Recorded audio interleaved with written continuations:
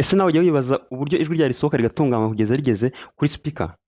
Niba ujya wibaza iki kibazo, uyu munsi tugiye kurebera hamwe igikoresho cyifashishwa cyane mu gutunganya ijwi ryacu kugeza rigeze kuri speaker, aricyo microphone. Uyu munsi turareba ngo ese microphone ni iki, zigira ubuhe bwoko, kandi zikora zite?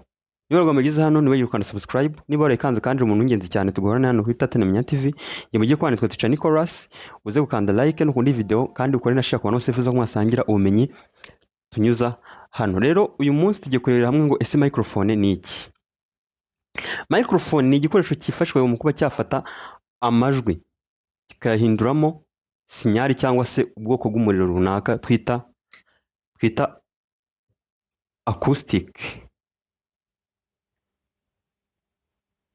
acoustic current. Buriya amajwi ni umuriro, nka kuriya nababwiye ngo tugira umuriro wa DC tukagira uwa AC. Urumva ni alternative current na direct current, noneho ngiye bayita acoustic current. Buriya amajwi iyo amaze kuvamo sinyari cyangwa se kuvamo nyine kububa umuriro uri bugende mu nsinga, uba ari ubwoko bw'umuriro twita acoustic current. Aka mu kanote ahantu. Rero ngo bigenda bite kugira ngo iki kintu kibasha kuba cyabaho? Ahangaha tumaze kubona uko microphone ikintu idukorera, ifata amajwi ikayahinduramo acoustic current. Ibigenze ite? Buriya iyo turi kuvuga uzabibona kenshi, iyo turi kuvuga ijwi ryawe iyo rigusohotse mu kanwa rigenda ni nk'umuyaga uba usunitse. Rero uwo muyaga uba usunitse uragenda ugeze kuri microphone, hari igice kiba kiriho kiba cyorohereye cyane twita diaphragm, kiba kiri kuri microphone imbere. Tubare ko microphone yacu iteye gutya. Hano ibifite igice cyoroshye nyine nka kuriya speaker ubona ibimeze. None ikintu gice kiba cyoroshye cyane iki ngiki. None wowe iyo uvuze ijwi risunika nyine umuyaga rikagenda nyine rigatuma nyine umuyaga nyine hari ukugendagenda runaka nyine ukora. None umuyaga ugeze kuri microphone uraza ukajya ukubita kuri cya gice cyo hejuru cyo kuri microphone, igice kikinyeganyeza. Uko kinyeganyeza gihita gitanga wa muriro. Uyu muriro rero iyo umaze kuvuka niwo twita ni acoustic current. Rero ibi bintu bihita bitwinjiza ku bwoko bwa microphone. Tumaze kureba ngo microphone ikora gute. None tugiye tujya ku moko ya microphone kugira ngo tumenye ngo ese ibi bintu bigenda bite. Tugiye guhera ku bwoko twita dynamic microphone.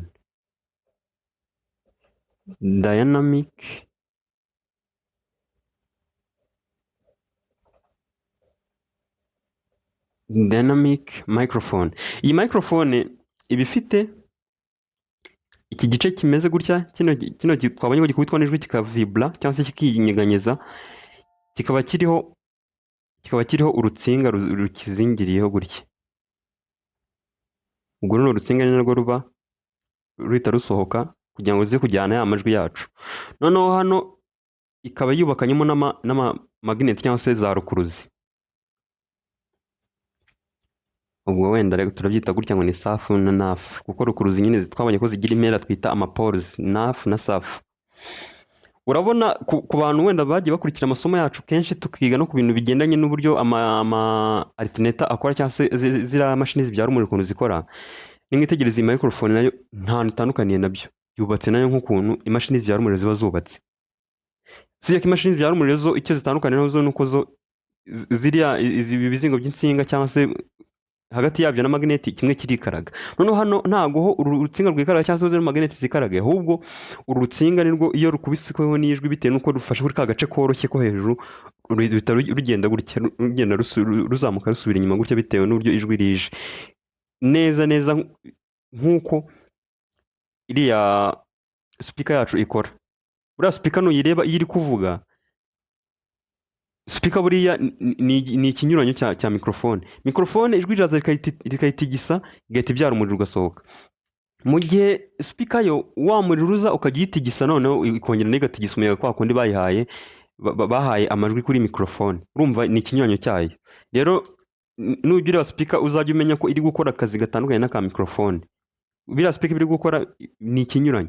Microphone yakira amajwi akayitigisa igahita ibyara umuriro twita acoustic. Noneho uyu muriro witwa acoustic igeza kuri speaker, noneho nawe uhita uyitigisa, ikongera igatigisa umuyaga ugasohoka kugira ngo twumve irya jwi ryacu. Ubu ngubu ni ubwoko bwa mbere twita dynamic microphone.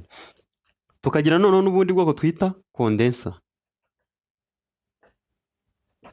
condenser microphone. Izi condenser microphone ni microphone nziza cyane kubera ko zigira icyo twita high sensitivity, nyine zigira ubushobozi bwinshi bwo gukurura amajwi, kuko akenshi dukunda no gusanga ziri gukoreshwa mu masitidiyo, niho hantu cyane cyane zikunda gukoreshwa. Ziriya ubona bakunda gukoresha mu masitidiyo bari coding, sibyo ko atari zo zonyine bakoresha, n'izindi bita ama-ribbon bakoresha, ribbon microphone.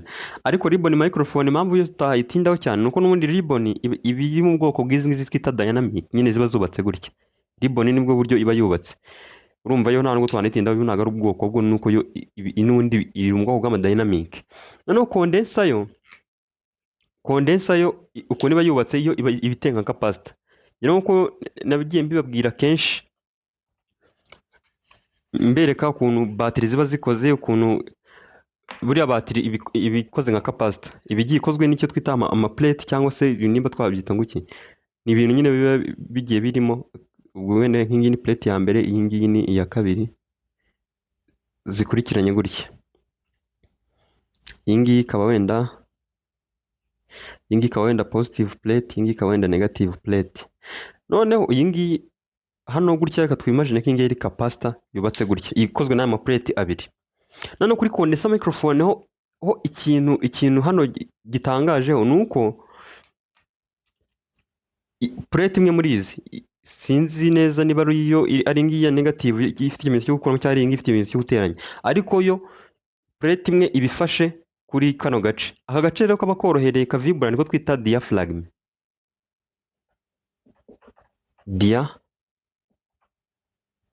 Diaphragm, kano gace tukita diaphragm. Rero hano plate imwe ibifashe n'ubundi kuri diaphragm. Noneho iyo ijwi rije rikazunguza ya diaphragm, murabona ni amaplate abiri, izunguza diaphragm ikajya igenda isunika plate imwe yegereza iyindi, yongera ihunga, kubera ko diaphragm ifasha ahantu hamwe, bivuze ngo isunitse ukayikuraho ingufu zayisunika agahita yongera ikagaruka mu mwanya wayo. Niyo mpamvu ubumva iba igomba kuvibura gutya bitewe n'ijwi riri kuza. Rero uko igenda gutya yongera igaruka, biri kugenda ihindura intera iri hagati y'aya maplate abiri, cyangwa se ibi bice bibiri biba bikoze capacitor. Rero uko igenda bihindura gutya niko hagenda hatangiye kuvuka ubwoko bw'umuriro runaka, bitewe n'uko iyi microphone yo n'ubundi iba irimo umuriro. Ibyo twita ibiri mu bwoko bw'izo twita active microphone. Buriya microphone nubwo tugenda tuzikarasa gutya mabwira ati hari ubwoko bwitwa dynamic, hari ubwoko bwitwa condenser, ariko zifite andi moko tuzikarasamo tugendeye ku mikoreshereze y'umuriro cyangwa se y'ukuntu zibyaramo sinyari. Aha ngaha ni kubereka amoko yazo bitewe n'ukuntu zubatse. Noneho hano tukagira n'indi microphone imwe nayo twita electret microphone. Iyi electret microphone rero, iyi ngiyi nayo ntabwo n'ubitindaho cyane, kubera ko iyi ngiyi nayo iri mu bwoko bw'izi condenser. Iyi ngiyi ahantu hambere ikunda gukoreshwa kugira ngo tunumve iyo ariyo, ni ziriya dushyira muri telefone, turiya tumikorofone two hasi dutoya, nitwo twita electret microphone. Ariko natwo ukuntu tuba twubatse muri uburyo bwa condenser microphone. Aha ngaha tumaze kureba noneho uburyo zino microphone zitandukanye bitewe n'imyubakire yazo. No tugiye kureba n'uburyo zitandukanye bitewe noneho n'umuriro, uburyo zikoreshamo umuriro iyo zirimo zirakora. Ariho hahita hazamo ubwoko bubiri, ariyo active ndetse na passive microphone. Kugira ngo tumenya ibyo ari byo neza, hano dufitemo passive, hano tukagiramo active microphone gutya. Noneho ahangaha iyo passive bwa mbere ni iriya twise dynamic, iriya iba ifitemo urutsinga mo imbere, iriya niyo twita passive microphone. Impamvu twita passive ni ukubera iki? Ni uko iyo iri gukora ntabwo ikenera yuko tuyiha undi muriro, direct tuyishyiraho igahita ikora, nta bindi bintu byinshi igusabye. niyo mpamvu twita passive, urumva yo ntabwo igikenera umuriro. Noneho iriya active yo ikenera umuriro, iyo twita phantom,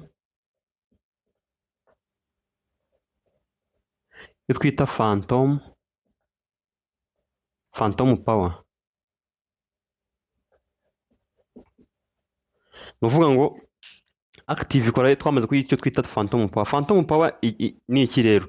Phantom power ni umuriro twohereza mu rutsinga ruri buze gucamo n'ubundi amajwi yacu. Urumva ntago ifite pin, ifite wenda ngo pin iteye gutya, ngo ifite ngo pin 1 2 3 4 wenda ngo hano ngo ni voltage ziri bwinjiye, ngo hano ngo ni ground, ngo hano ngo ni ground nanone, ngo hano ngo niho ngo amajwi yari busohokere cyangwa se output.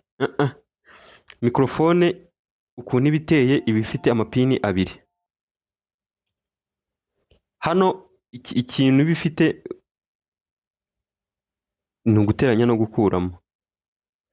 Rero phantom power n'ubundi iraza ikabirimo hano gutya n'ubundi. Umuriro nyine uzuka buri muri zino nsinga. Noneho bitewe nuko n'ubundi iyi microphone ntabwo iri buze gukora yonyine, ibicometse ku zindi circuit zibasha gutunganya amajwi ya kugira ngo abashe kuba yakora.